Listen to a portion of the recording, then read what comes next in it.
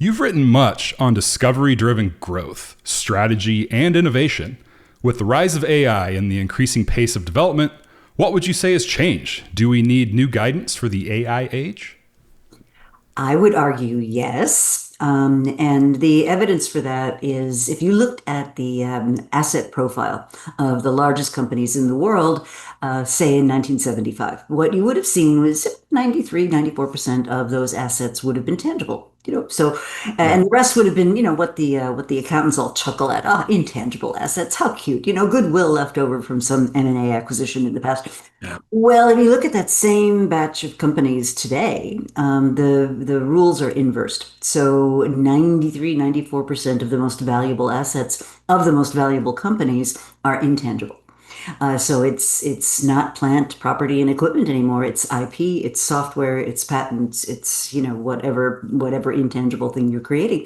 Now, what that means for strategy is if you think about where the field came from, it came from that very tangible asset world where the Yeah. industry was the most important thing, and your position in the industry was really, really important. And your job was to find an attractive position in an attractive industry, throw up entry barriers like crazy, and then giggle to yourself for years as you enjoyed a sustainable competitive advantage. And that was the old recipe. Well, in today's world, that old recipe may work in some places, but it certainly works in far fewer. And if you just take one of the frameworks, a really good framework from those times, I call it Michael Porter's Five Forces framework. And what Porter did was brilliant. He took the theory of monopoly and applied it to how companies can guarantee themselves great big profits. And he said, well, the recipe's really easy. You have power over your buyers or your suppliers. That means you get better prices or higher margins. You don't have too many rivals. So that's great because competition isn't that fierce. And if your product is hard to substitute for, that's even better. And he turned it all into a recipe. Well, look at the world today. Take Apple, Samsung, and Google, just to name some well-known firms. They're both buyers and suppliers and rivals Yes. and substitutes for one another. So, where does that model even fit anymore? That's a good point. And I think a lot of that comes, especially this Porter thinking, with the thinking of verticals, like clearly defined verticals coming out of World War II, where you're mass producing hardware, let's just call it that, or CPG products. And that's changing. And the list you just gave, like OpenAI, Microsoft, Google, Anthropic, Jason and I talk about this a lot. Are they competitors, partners, both? Because it's very difficult to say because it's unclear what the vertical is, if one even exists. And I know you think a lot about that. Is it more that we're in ecosystems and sandboxes of customers, segmentations, or is it this is what Google does, this is what Microsoft does?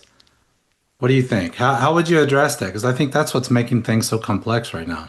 Yeah, well, if you go back to the foundations of strategy, right, the whole field was derived from industrial economics, and there are two assumptions in industrial economics. The first is that an industry exists, a vertical, as you describe it, and I would argue that's never been true. We made it up. Yeah. I mean, sure, there are regularities to being in the aircraft manufacturing business or the trucking business or whatever, but within those businesses, there's as much variation in firm performance as there is across them, right? Now, second thing that industrial economics assumes is that the normal state of things is equilibrium, which is very convenient if you're trying to create an elegant economic theory, but that's not reality. That we're no longer in Yeah. an equilibrium state. I mean, everybody since the pandemic has been whining on nostalgically about when do things get back to normal.